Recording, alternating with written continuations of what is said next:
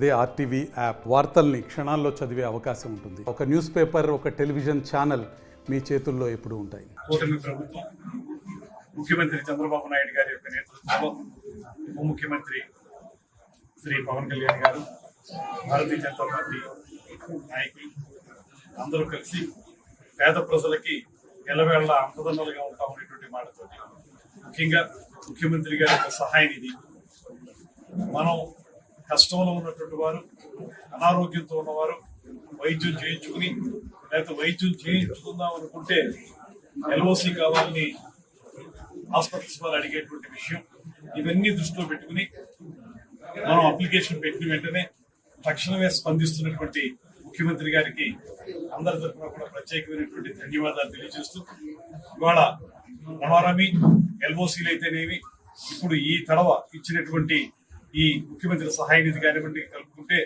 68 లక్షల రూపాయలు ఇవ్వడం జరిగింది.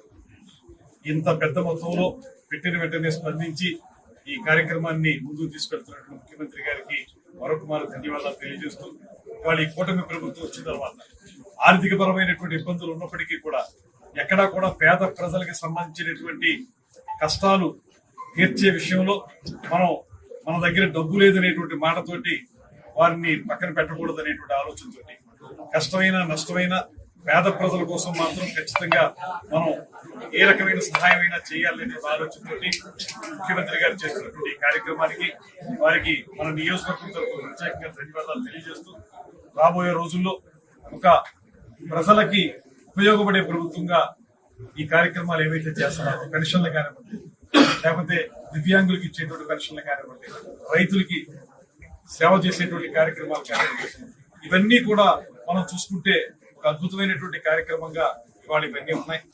మరిన్ని వీడియోస్ కోసం ఛానల్ ని సబ్స్క్రైబ్ చేయండి. లేటెస్ట్ అప్డేట్స్ కోసం వాట్సాప్ ఛానల్ ని ఫాలో అవ్వండి. ఆ లింక్ డిస్క్రిప్షన్ లో ఉంది.